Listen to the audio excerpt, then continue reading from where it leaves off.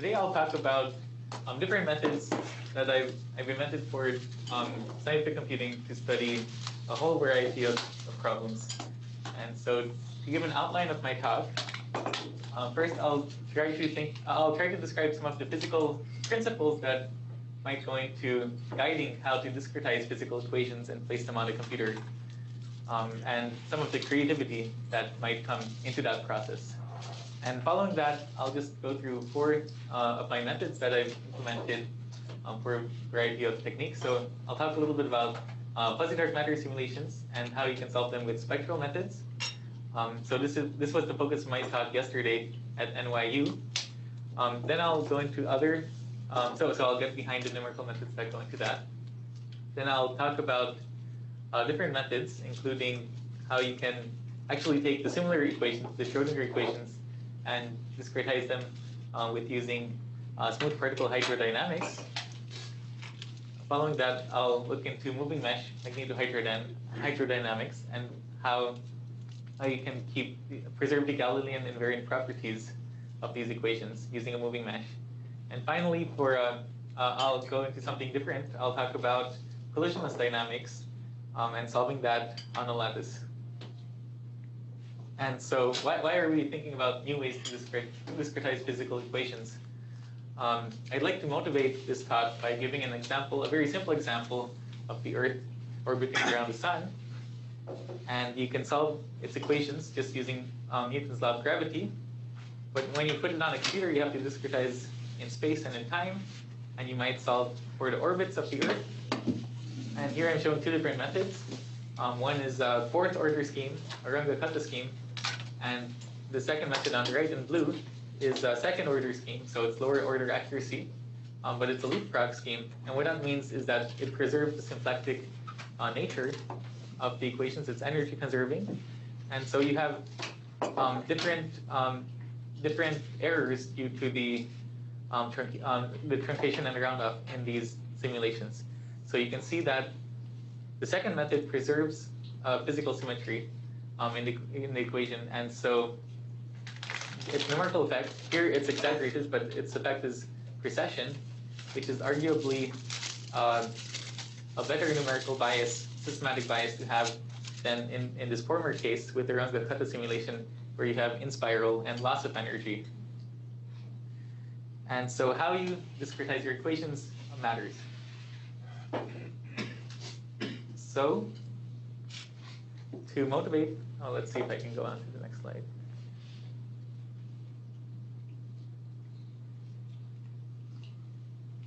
Okay, so to put things in context, typically when you have a physical system, you have a system of continuous equations, might be PDEs, for example, and these systems will have their own symmetries, their own invariants, conserved quantities, and properties. They might be time reversible, they might be coordinate invariant, they might have energies that have to be preserved.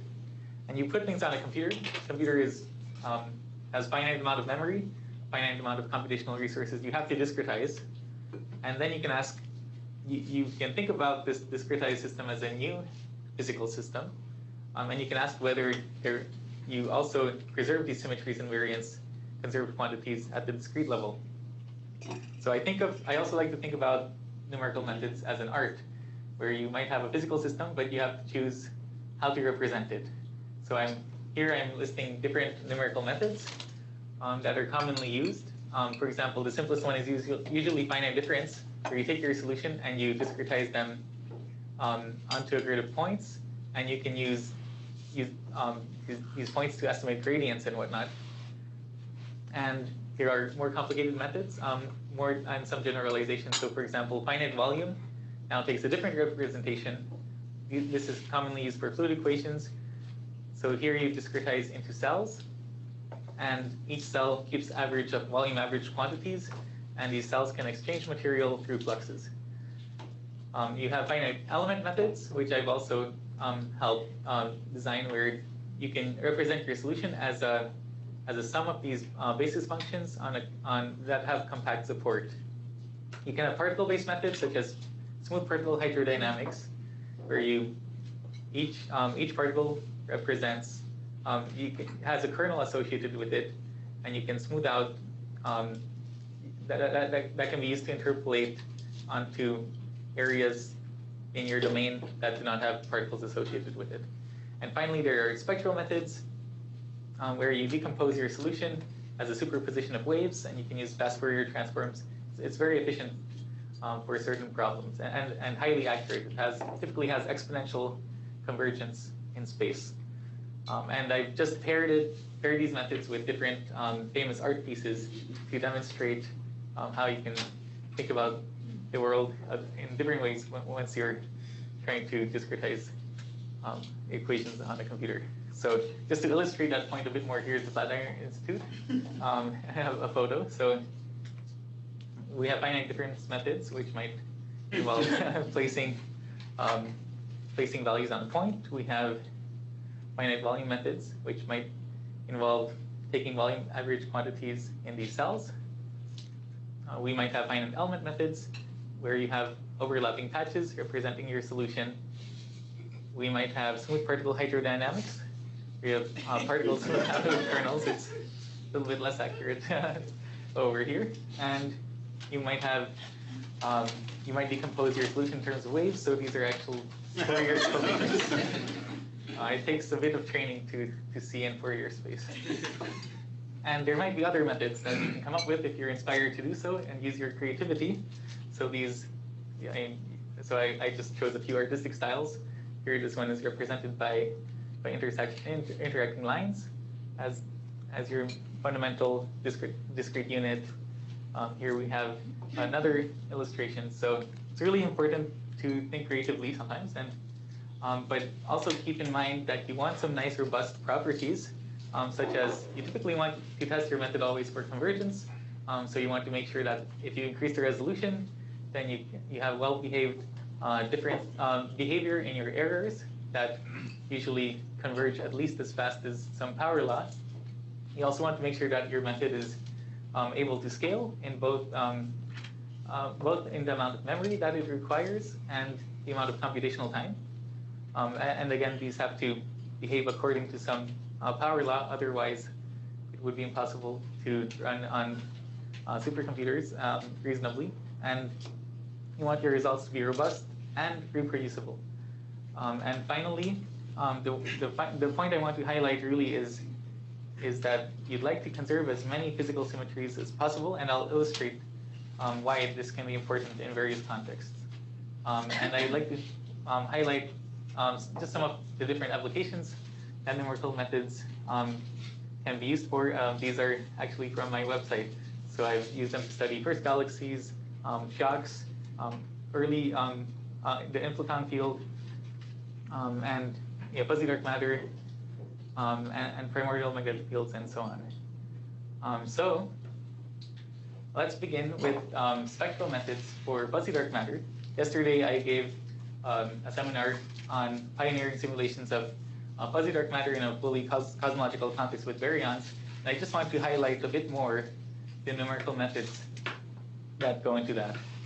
So we're starting with, in the simplest case, we're just starting with the Schrödinger Poisson equation. Here, Schrödinger equation is linear, but it becomes nonlinear because the potential is ceded by the potential due to self-gravity, just from Poisson's equation. And it turns out that this set of equation is actually ideal for spectral methods, very simple to evolve. So if we convert to Fourier space, then these nominal squared operators just become k squared, and you can evolve your simulation using a series of Fourier transforms. And you can split the effect of the potential and the effect of the kinetic operator into two steps. They don't commute, so you'll have some second order error in time. But here's the simplest scheme one can come up with that involves, it's a second order scheme. It's split into a half time step kick step, followed by a kinetic drift term, and then a repeat of the kick step. So we can calculate the potential in a periodic domain simply by Fourier transforming the density field, dividing by k squared, your wave number, and then inverse transforming that. And then you apply this unitary operator here that involves the wave function to your, that involves the potential to your wave function. And this is followed by similar drift step in Fourier space. So you can transform, apply the kinetic operator. Again, it's a unitary operator. You transform back. And then you have another half-step kick. And a method like this couples very nicely into cosmological codes, which are typically second order, and break up time steps in such a way. So you can then gravitationally couple the dark matter to the gas dynamics, which I'll also talk about.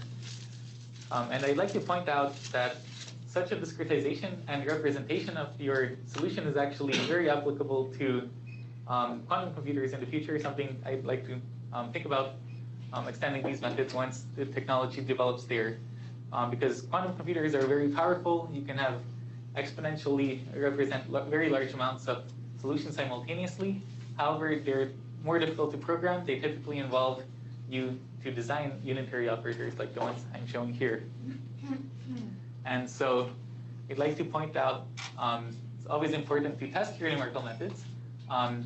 So here, this is here I'm evolving my simulation to some point in time and using some ultra high resolution as a reference solution, just to show that as I'm increasing the resolution, it's second order in time. So here I'm halving the time step, fixing the spatial resolution, and it's exponential in space, which means that here my errors are actually dominated by the time errors, and increasing the resolution may not get you any improvement. I mean, as long as you're resolving all the wave modes of interest. And so you can also just check visually that you're actually resolving your simulation properly. These are actually very hard features to resolve. These are vortex cores, vortex lines in your simulation of fuzzy dark matter, where you have basically zero density, but and a winding number in the phase. And I've just came up with a visualization to visualize them here, and you can see correspondence between these two resolution levels. And finally, you can also perform tests to make sure that your energy is conserved.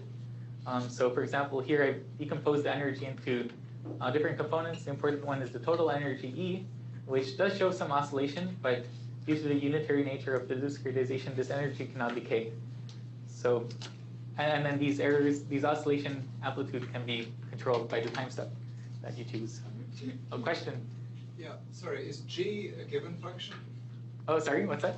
Is G a given function at each time step? Or oh, G. You didn't describe where G comes from. Where is G? Yeah. Well, where does it come from? And you showed that you said G generates the potential V by the Poisson equation, and then V controls the Schrodinger equation. But where does G come from? Oh, sorry. So here, okay. So here, okay. So that's just a gravitational constant, and the self-potential is seeded by the density distribution. So rho is equal to psi squared here. Oh, okay. Yes. Sorry, I missed the rho. Yeah, I'd like to make that clear. Okay. Yes. Can I ask another question? Yes. Question in the back. So you're solving a first order equation in time with a second order time operator, right? You're using a leapfrog. Yes. How do you know which mode to continue in your calculation? Oh, I'm sorry. Can you repeat the question? How do you know which mode to latch onto in your calculation? Oh, which mode? Since you're using a second order differential operator to solve a first order equation, so you get an extra mode, a computational mode. Okay, so I'd like to point out that the okay, so actually okay, I mean okay, so this is a this is actually a linear equation. If your potential is prescribed not by the self-potential, then it's a linear equation, and then in such a case, you can actually have you can actually find exact solutions, exact advections, and the the errors that you get just come from the non-commutativity of the potential with the Hamiltonian operator when you turn the potential into the self-potential. And so do you use a temporal filter? There's no filter.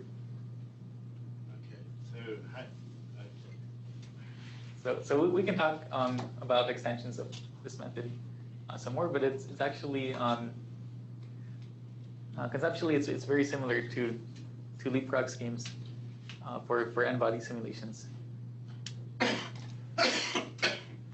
So I'd just like to highlight some of the applications of such a code where you can simulate fuzzy dark matter, couple it to ordinary matter, make predictions of what maybe first galaxies might look like in the early universe, things that we might be able to observe with JWST.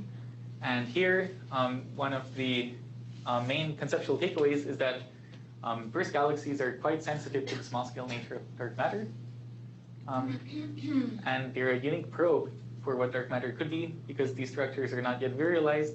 They're really providing independent constraints than what low redshift can give you. And other applications of the method include, yesterday I showed how these Schrodinger Poisson equations actually approximate collisionless dynamics, and they also take away some well-known discreteness effects that show up in collisionless simulations, n-body simulations where you have shot noise. So I'm just highlighting down here. Here's a simulation of Schrodinger Poisson simulation on the left and a collisionless simulation on the right, where this collisionless simulation shows this artificial fragmentation of stars. Okay, so I'd like to now talk about solving the Schrodinger equations in a different way, using this smooth particle hydrodynamics formalism. And so the idea here is that you can take your nonlinear Schrodinger equations. Now I've just added a self-interaction term here just for fun,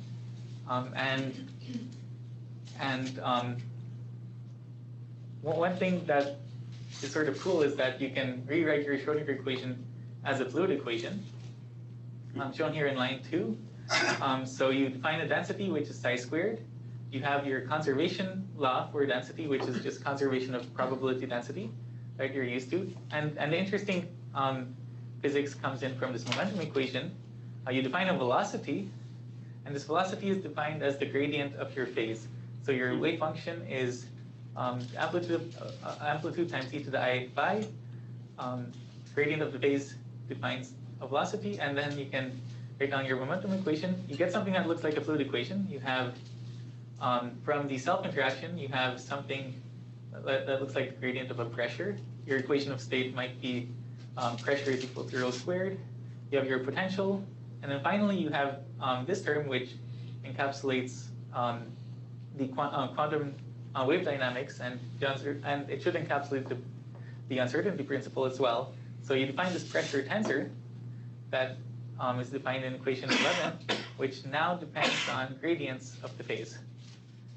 And so it's a non-local pressure, but and it's also, I mean, you have to sensitively estimate these gradients, but in theory there's nothing stopping you, and so it's worth thinking about how to discretize these methods. So this is something I've explored a few years ago, where you can use these SPH kernels. Typically, W is a Gaussian kernel. You discretize your wave function into points. Each point has a mass associated with it, and then you can reconstruct your density at any point as a sum of these particles weighted by the kernel. And then you can come up with discretizations for estimating gradients. Why would you add viscosity? There is no viscosity in it. Okay. Yeah, there's no viscosity. So let me talk about that in the end. So there's no viscosity here. There's no viscosity. No. Okay, but you can come up with a discretization for the pressure tensor, and then okay, so then you can. This is one way to do simulations. You can find motions in a harmonic potential as the simplest example. You can find ground states of bosons and condensates. You can recover Thomas Fermi solutions. And I have this point about the potential. So one of the open problems sometimes in these physical systems is to find ground states. So if you add viscosity, which is something you can easily do in this fluid formulation, you can actually evolve your solution into a ground state if that's what your goal is. So that's an application of such a method. And so this particle-based method has actually been adopted by a few other groups, Phil Hopkins, also Nori and Baldi in Axion Gadget, and it's an alternative way someone can study fuzzy dark matter.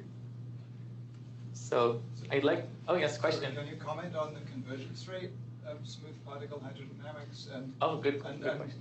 why you wouldn't just solve the nonlinear Schrodinger equation using a spectral method like you did before? Okay, yeah, so the spectral method has an excellent convergence rate. So I actually prefer to use that method. Smooth particle hydrodynamics does not have, so formally, theoretically, its convergence rate is not well defined. I actually have some tests though. So here in this test problem, I do get a second order convergence rate, but it's not clear to me that a priori that it's going to be well behaved. So I chose to actually run my simulations with the spectral method. So I have robust reference solutions, and I'd be keen on extending these smooth particle hydrodynamics to the cosmological simulations as well, because in a sense they're computationally more efficient. But I'd like to also make sure that they're robust. And there are some potential things you need to watch out for in your solution. You can have, the Schrodinger equation does allow for infinite velocities at points of zero density. So that's much easier to handle with the spectral method. Okay, so again, I don't just have dark matter in my simulations, I have gas as well, and these typically obey the magnetohydrodynamic equation, so I just wanted to spend a few slides talking about different ways to discretize the fluid equations. So two key ways are Eulerian schemes, where you divide your, you have a lab frame and you divide your volume into these cells, they exchange fluxes, so you discretize space. These methods are great for capturing shocks. The alternative class is Lagrangian schemes like smooth particle hydrodynamics. Here you discretize mass and you follow the particles as they move with their velocities. So it's Lagrangian, it's fully adaptive. Particles follow where the mass density goes. And typically these methods have a harder time though with dealing with shocks.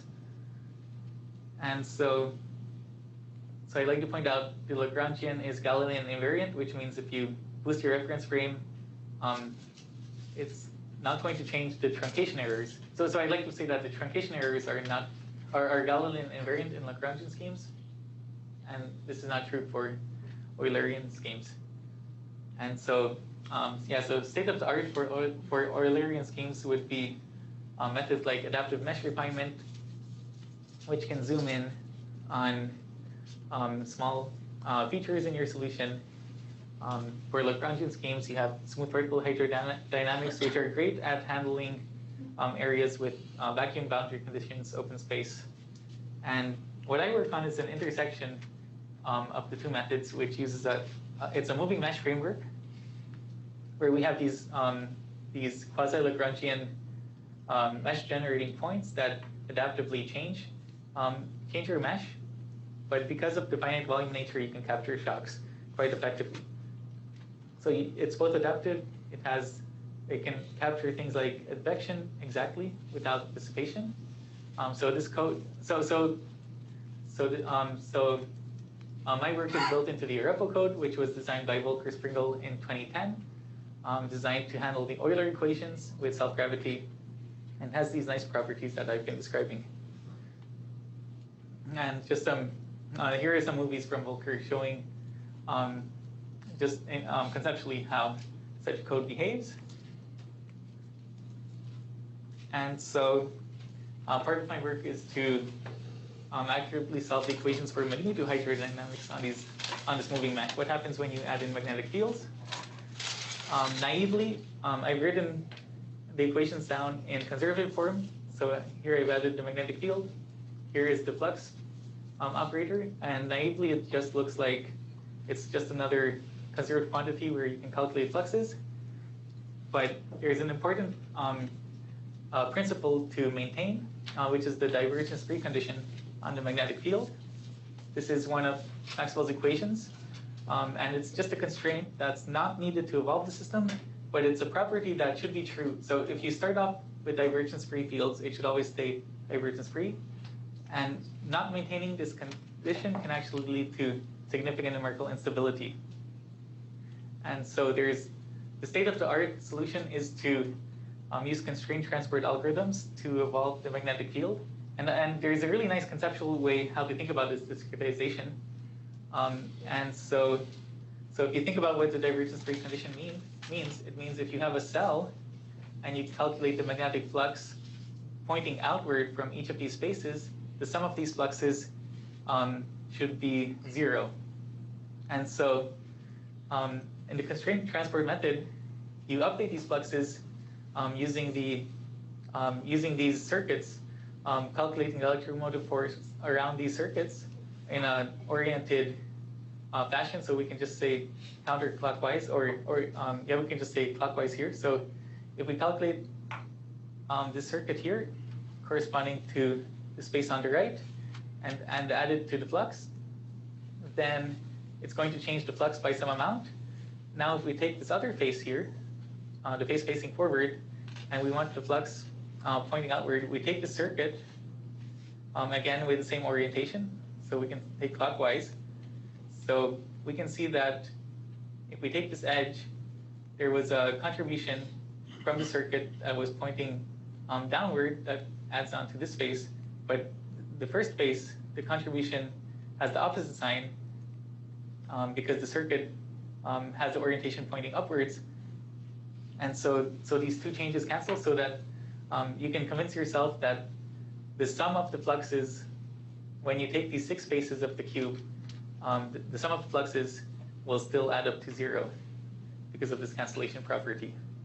So that's the basic motivation here. And this is much harder to do on a moving mesh. So I've thought about different ways to do this.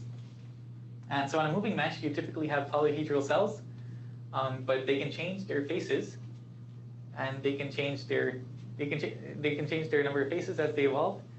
And so the best solution, I came up with a few different methods to solve this problem, but the best solution I found was to well, so first of all, you can always take you can always play the same game. You can keep track of the flux on a face, and you can take these circuits to calculate the electromotive force in an oriented fashion, and then the contributions will always cancel with neighboring faces, so that the sum of the fluxes is always 0. But it turns out you can actually come up with vector potential formulations that are equivalent to constructing a constraint transport algorithm. So vector potential means that you define this vector A, which the curl of A gives you the magnetic field. And this allows you to go from transform your problem from faces to edges. And ultimately, there's also the second nice property of the Voronoi mesh that I use, which simplifies the calculations, which is instead of working on the polyhedral cells, it's cleaner to work with the dual of the graph, which is this Delaunay triangulation. So this dual of the graph always gives you tetrahedra, which are better behaved. And ultimately, I can keep track of cell-averaged magnetic fields, cell-averaged vector potentials that then allow me to uniquely reconstruct the magnetic field on these tetrahedra in a divergence-free way. And then following that, I have a mapping operator that can then give you back the magnetic field in the cell average of the polyhedra cell. And so why is this important? It's important to maintain, of course, things like the divergence-free nature of the solution. So here's a solution comparing a cleaning scheme, which would be an alternative way to solve the equation, but less numerically robust, and with a constraint transfer scheme. And you can have machine precision control on the divergence. Why would you want this? Okay, so you want this to maintain your Galilean invariance because the cleaning terms are not Galilean invariant. So here I have just the advection of magnetic field loop. This is showing the magnetic energy. It shouldn't actually change, it should just advect. But you can see that the cleaning scheme gives rise to some diffusion of the structure, as does the static nature of the mesh. What you'd also like to have is,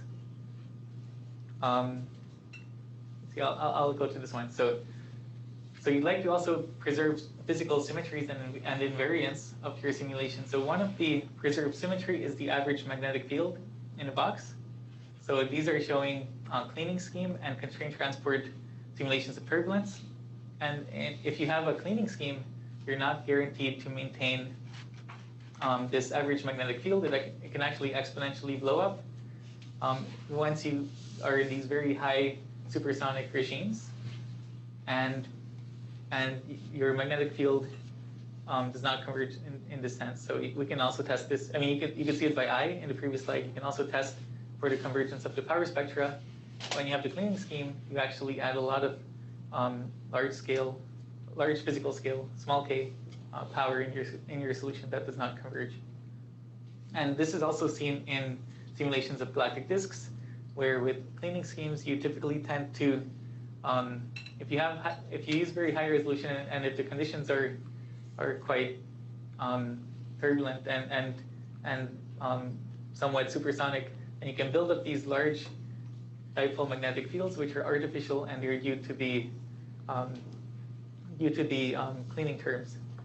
So you can test for equipartition, and in some cases you cannot find any in the Powell cleaning scheme, whereas you can get equipartition between kinetic energy densities and magnetic fields with the CT scheme. So in summary, I'd like to highlight that the method here that I described, it's divergence-free. It maintains this divergence-free quality of the magnetic field. It's Galilean-invariant, so the errors do not change if I boost the frame.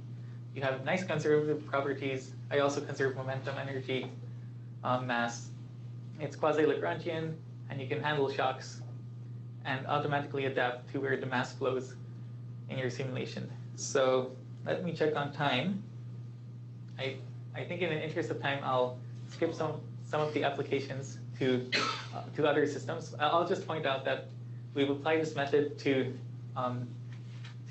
not just cosmological simulations, but also to the study of star formation and turbulence. And so here, we can do things like, in these supersonic regimes, we can have a turbulent box. This is supposed to represent a giant molecular cloud. You can change the magnetic field strength and see how turbulent structures develop as a function of scale down many orders of magnitude, and look at the magnetic field configuration too, and then compare with observations to tell you something about the Alfvénic Mach number in these simulations. And here we found actually two different regimes of collapse of these prestellar cores. There's one where you might start out with a weak field on large scales, and your magnetic field grows actually faster than what you get in a strong field because the compression is more isotropic. It grows adiabatically as 0 to the 2/3 just from the flux freezing argument. And you can actually get these turbulent morphologies in prestellar cores. This is in contrast to collapse when you have a strong magnetic field threading your molecular cloud, where you can have slower growth of the magnetic field as you condense and collapse these structures, and you can have these anisotropic and hourglass-like morphologies. And so in the in the next portion of my talk, I'd like to talk about go back to the to collisionless dynamics and the Vlasov Poisson equations, which describe again collisionless dark matter, so cold dark matter. And I'd like to talk about coming up with discretizations that that preserve one particular symmetry, which is time reversibility of these equations. So here I'll talk about how to solve these equations on a lattice. So just to write down the equations, now we have the 6-dimensional distribution function that describes the density, the phase space density as a function of position and velocity and time. And it's covered by equation 15 here, where again, the potential is due to the self-gravity, so it's seated by Poisson's equation. And you can recover things like the physical density by integrating moments. So this equation here is just the statement of conservation of phase space density. And F is constant along trajectories in the system. This is Liouville's theorem. And like I mentioned, it describes systems such as cold dark matter. And so typically, cold dark matter simulations use a Monte Carlo sampling of the n-body techniques for the Poisson, for these collisionless Vlasov Poisson equations. And that typically comes with shot noise, and you're limited sometimes in resolving some of the fine phase space structure. So there's real motivation to resolve some of the interesting phase space structure that you can get, which could be important for structure formation, but it has these other applications that I list here as well. And like I said, one of the important symmetries here is the Poincare recurrence theorem, which means that you have this time reversibility property, but actually an additional consequence is that if you start out with a configuration in phase space, after a sufficiently long time, you'll return very closely to that original configuration. And so you start out with Poincare, you get something that's mixed, but you get him back. So here, I'll talk about a little, something that's a discretization that might sound a little bit unusual at first, and quite simple. So we're going to define a set of lattice sites, and your density distribution function, F, is going to live on these lattice sites.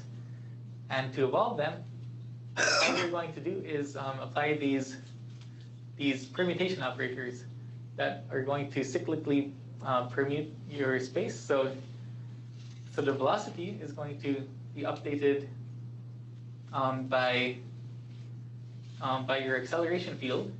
And here I've applied this rounding operator, so I'm just rounding to the nearest integer. And it's a way to make sure that the particles stay on these lattice locations. And by increasing the number of lattices, you can actually control this error. This type of error is very different from Monte Carlo shot noise, so it gives you an alternative numerical method with different properties. And one of them is reversibility. And so so similarly, the positions are evolved similarly here again, now using the velocity field and applying these rounding operators. And so I'll just choose dimensionless units.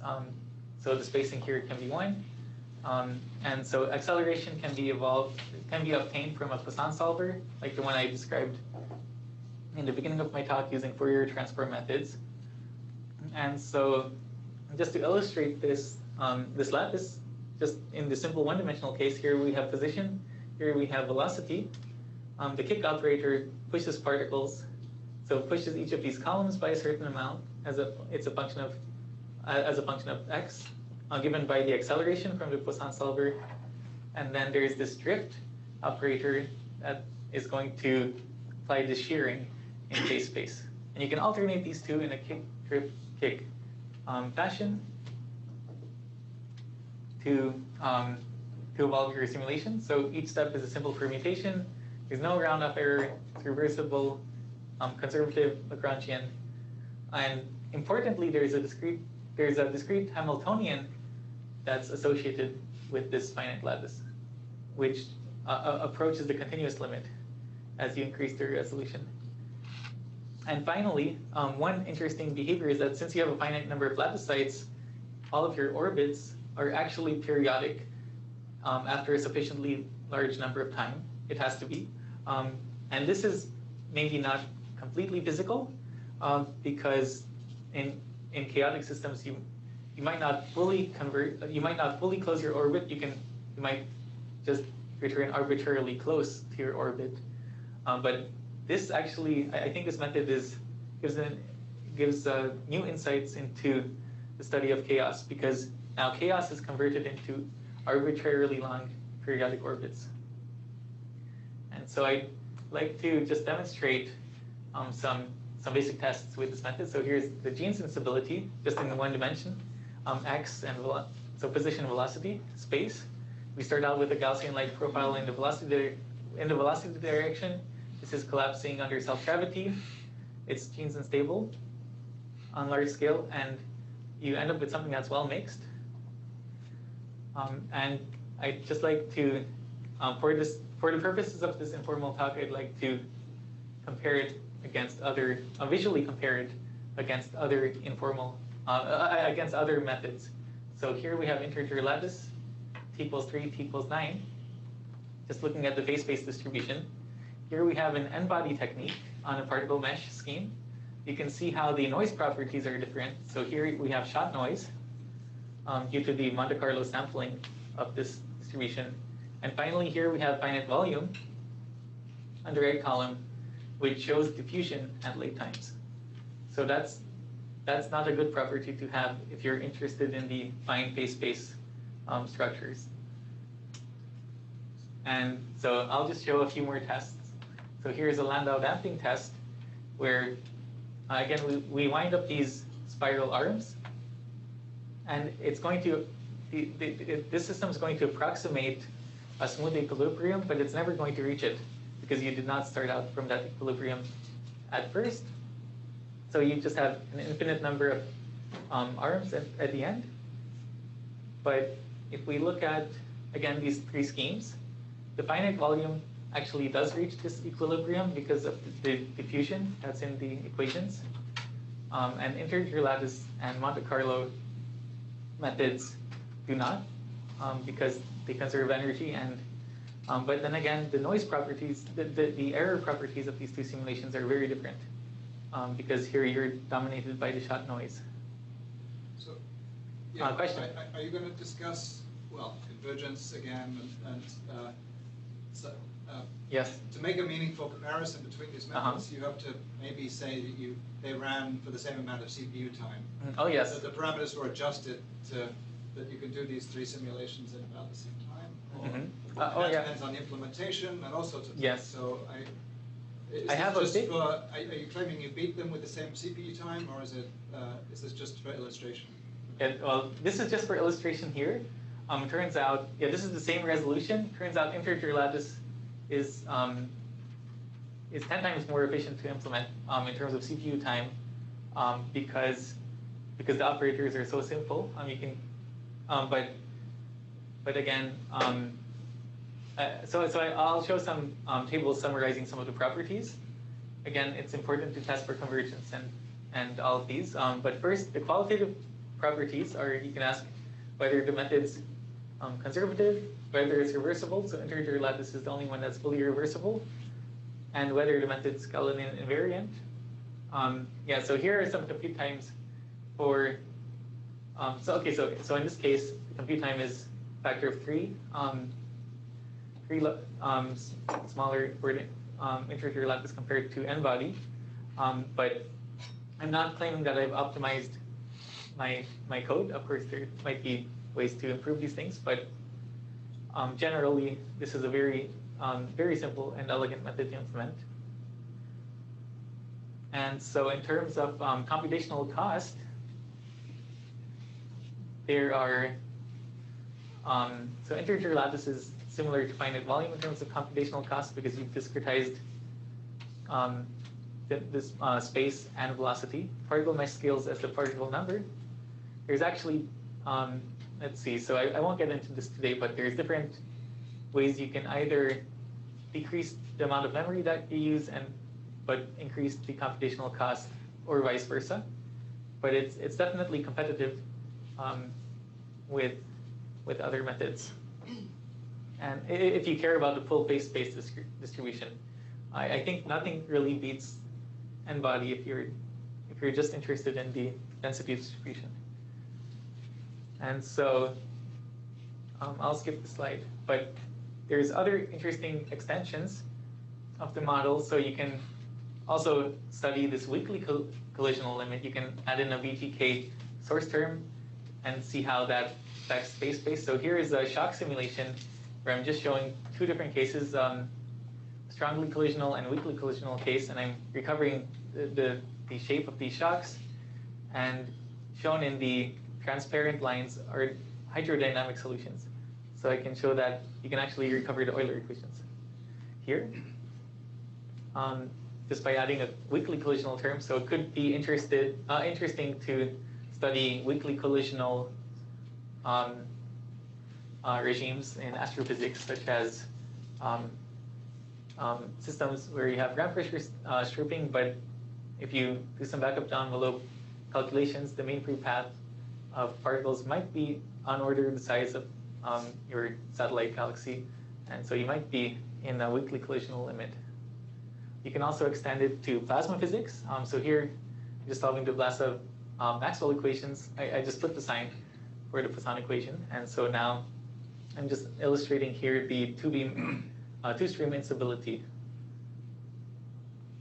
And this can give an alternative to particle and cell simulations.